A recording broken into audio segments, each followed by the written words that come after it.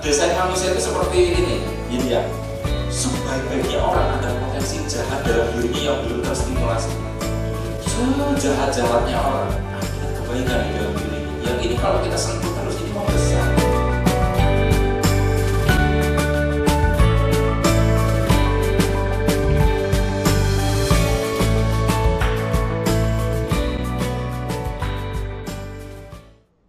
Assalamualaikum warahmatullahi wabarakatuh. Jumpa lagi kita berjumpa dengan saya Arif Rahutomo atau Arif RH dalam rekaman video iseng Reborn. Teman-teman, dalam video kali ini saya akan membahas tema judulnya cara paling bodoh untuk sukses, ya. Cara paling bodoh untuk sukses. Sukses sederhananya kita definisikan keadaan ketika kita mencapai sebuah tujuan, sebuah sasaran, sebuah target atau apapun itu. Dan ini bisa hal kecil, hal sedang, hal besar, apapun itulah. Apapun yang menjadi profesi Anda saat ini yang memiliki tujuan, sasaran, dan target. Lalu ada apa dengan judul cara paling bodoh? Tentunya kita sudah sering mendapatkan atau Anda pernah mendapatkan cara-cara yang ajaib, cara-cara yang rumit bagaimana untuk meraih sukses. Dan izinkan kali ini saya melemparkan sebuah wacana untuk supaya kita tidak terlalu jenuh dengan hal-hal yang rumit tentang bagaimana sih cara paling gobloknya goblok untuk meraih sebuah keberhasilan. Tentunya saya ngomong begini selalu ada dasarnya, baik secara konsep, pengalaman, dan juga pengamatan dari orang-orang yang memang berpengalaman.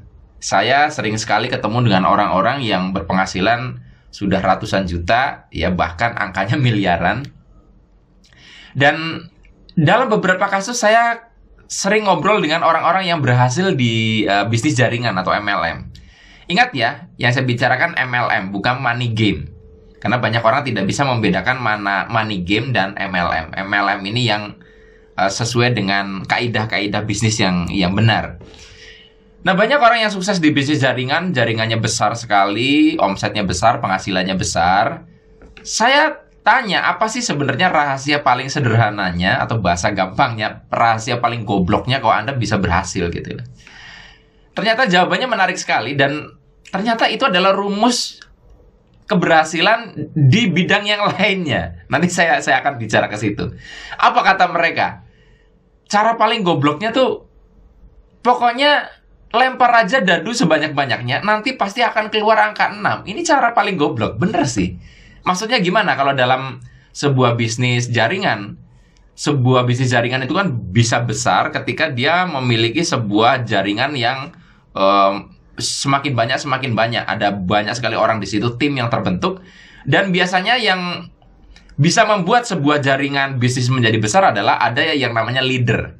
Leader itu adalah orang-orang yang aktif, orang-orang yang memang punya visi besar, sebagaimana orang yang merekrutnya.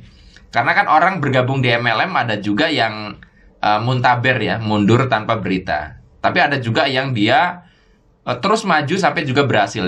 Nah, orang-orang yang kayak gini, yang leader kalau dalam istilah di bisnis jaringan, ini cara ketemunya tidak bisa diprediksi. Seorang leader MLM tidak tahu apakah dia merekrut seorang leader atau bukan. Dan itu hanya bilangan uji coba yang menentukan. Yaitu, ya sudah rekrut saja sebanyak-banyaknya, maka akan ketemu leader.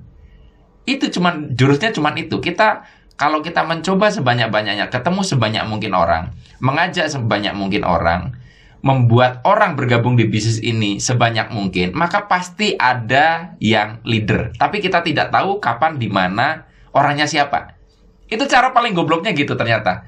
Dan ini saya lihat dari skala kecil juga sama. Apa sih rahasia suksesnya orang jualan bakso keliling kampung itu yang target suksesnya dia pokoknya hari ini satu gerobak itu habis. Ternyata cara suksesnya juga cara goblok yang sama yang digunakan oleh leader-leader MLM yang penghasilannya ratusan juta. Yaitu apa?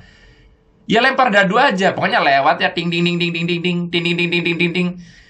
Si penjual bakso ini tidak tahu siapa yang akan membeli, di ting-tingan keberapa, pukulan pada mangkoknya itu akan membuat orang membeli, nggak ada yang tahu. Tetapi satu-satunya cara adalah berkelilinglah seluas mungkin, pukullah mangkok itu sesering mungkin. Sudah seperti itu.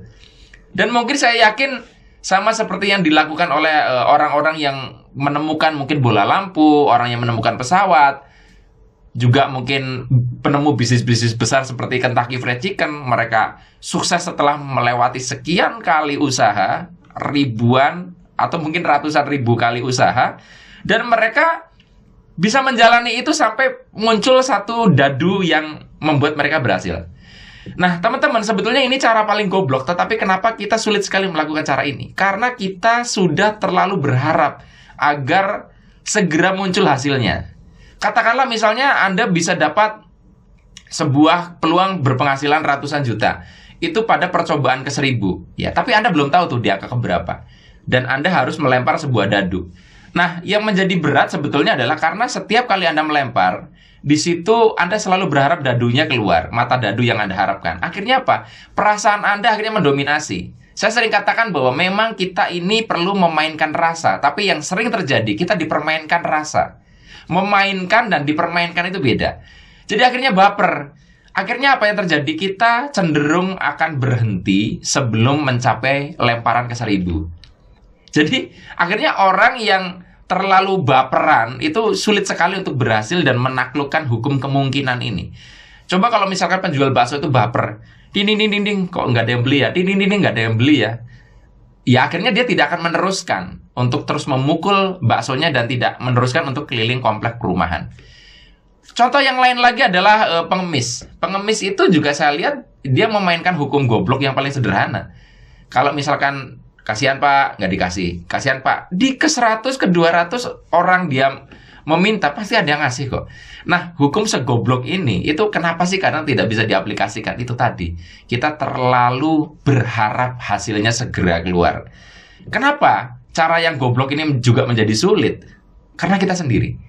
Jadi kalau boleh saya katakan, kalau misalkan saya sudah membahas cara paling goblok ini masih nggak bisa juga atau tidak membantu Anda, saya sudah tidak tahu lagi apa yang harus saya sampaikan kepada Anda untuk menjadi tips supaya Anda bisa mencapai keberhasilan. Karena cara paling goblok aja masih susah. Mudah-mudahan tersinggung. Sampai ketemu lagi dalam video Iseng Reborn yang selanjutnya. Saya akhiri.